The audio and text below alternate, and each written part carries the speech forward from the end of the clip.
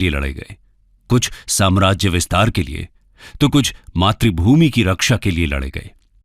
लेकिन इनमें से एक युद्ध ऐसा था जो अपनी आन बान शान और अपने आत्मसम्मान को बचाने के लिए लड़ा गया था।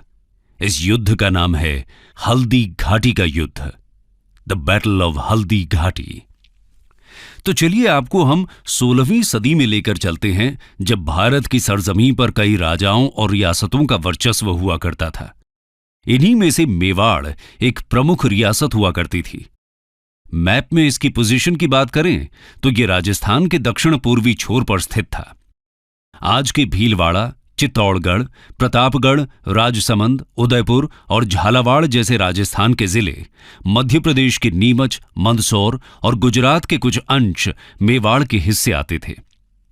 मेवाड़ के बारे में हम इसलिए बता रहे हैं क्योंकि इसी रजवाड़े से उस योद्धा का संबंध था जिसने हल्दी घाटी के युद्ध में वीरता की अपनी एक अनोखी कहानी गढ़ी थी।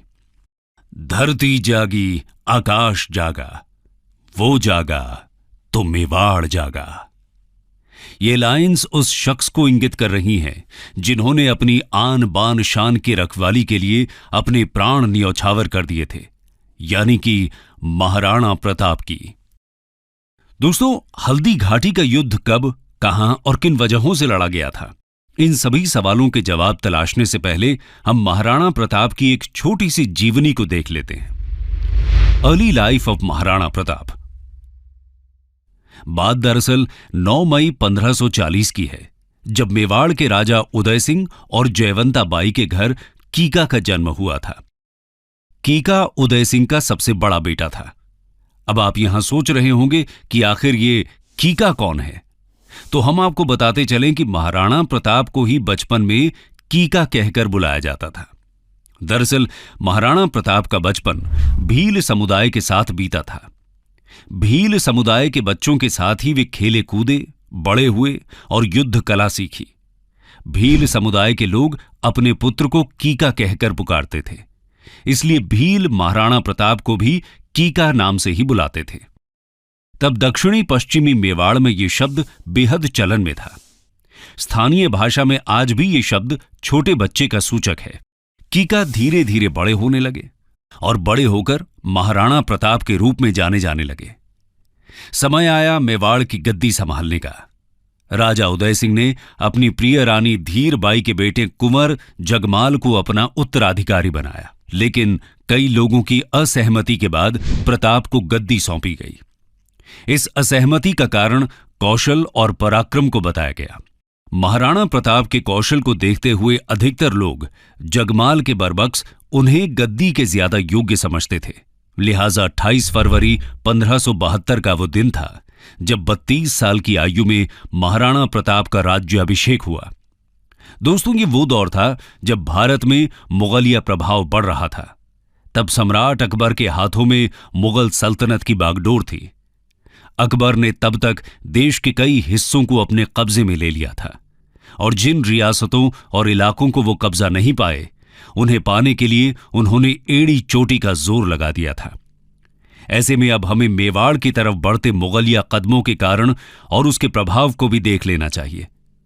तो आइए दोस्तों, बढ़ते हैं अगले पहलू की तरफ। Mewar versus Mughals.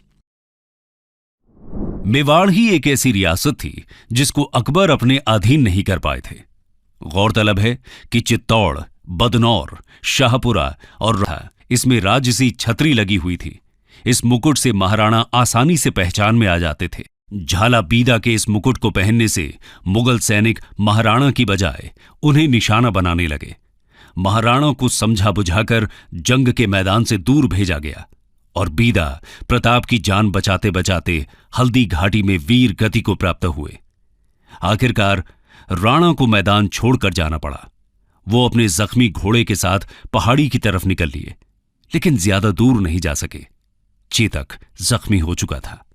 अपने मालिक को सुरक्षित जगह पर पहुंचाकर चेतक ने अपने प्राण त्याग दिए। बलीचा नामक जगह पर महाराणा प्रताप ने अपने इस प्यारे घोड़े का अंतिम संस्कार किया और उसे श्रद्धांजलि दी। बलीचा में आज भी चेतक की समाधि बनी हुई है। लेकिन यहां अभी भी यह सवाल बना हुआ है कि आखिर इस युद्ध का परिणाम क्या था। तो आइए आपको ले चलते हैं हल्दी घाटी के युद्ध के परिणाम की तरफ। Who was the winner? गौरतलब है कि हल्दी घाटी के युद्ध का कोई परिणाम नहीं निकल पाया था। इसकी वजह यह थी कि अकबर महाराणा प्रताप को जिंदा अथवा मुर्दा पकड़ने में कामयाब नहीं हो पाए थे। हालांकि उन्होंने मेवाड़ के कई हिस्सों पर अपना कब्जा कर लिया था। गोगुंदा का किला, जो महाराणा प्रताप का बेस हुआ करता था, उस पर भी मुगल सेना ने कब्जा कर लिया था। लेकिन इस कहानी का यहीं पर अंत नहीं होता। इस युद्ध के बाद महाराणा प्रताप अरावली की पहाड़ियों में चले जाते हैं और वहीं से अपने मिशन को अंजाम देने लगे थे। ये वही समय था जिसने एक काफी फेमस प्रसंग को जन्म दिया कि महाराणा ने जंगल में घास की रोटियां खाई थी। गोरिल्ला अथवा छापामार युद्ध के जरिए प्रताप ने धीरे धीरे अपने साम्राज्य को फिर से हासिल करने की दिशा में काम किया।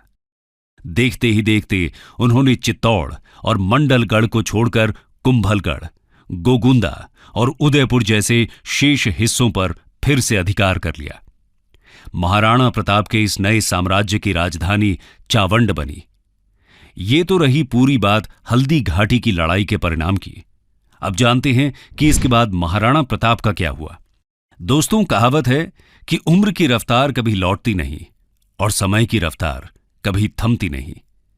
इसमें कोई दो राय नहीं कि इस रफ्तार ने महाराणा प्रताप के जीवन को भी अपनी गिरफ्त में ले लिया था। वो धीरे धीरे अपनी उम्र के अंतिम पड़ाव में पहुंच रहे थे। 19 फरवरी 1597 वो दिन था जब इस वीर योद्धा ने अपनी अंतिम सांसें ली। चावंड के पास ही बांडोली नामक जगह पर उनका अंतिम संस्कार किया गया। कंक्लूजन। दोस्तों, हल्दी घाटी की लड़ाई का बेशक कोई परिणाम न निकला हो, लेकिन इस युद्ध में साहस और बहादुरी का शानदार उदाहरण पेश किया गया था। अपनी मातृभूमि को बचाने और अपनी आन बान शान की रक्षा के लिए यह युद्ध आज भी हिम्मत, बलिदान और निष्ठा की प्रेरणा देता है। और इस प्रेरणा के प्रेरणा स्रोत रहे महाराणा प्रताप। इसी वजह से भारतीय इतिहास में महाराणा प्रताप का नाम बेहद ही अदब के साथ लिया जाता रहा है। वीरता, शौर्य, त्याग, पराक्रम और दृढ़ प्रण के लिए उनका नाम आज भी अमर है। महाराणा प्रताप की वीरता को कई विद्वानों ने अपनी किताबों में जगह दी। कर्नल टॉड लिखते हैं कि अरावली में ऐसी कोई घाटी नहीं जो प्रताप के वीर कार्यों से अछूती रही हो। कर्नल टॉड ने अपनी किताब में हल्दी घाटी को मेवाड़ की धर्मपल्ली बताया। स्वयं अकबर भी प्रताप की वीरता का बखान करने से अछूते नहीं रहे थे।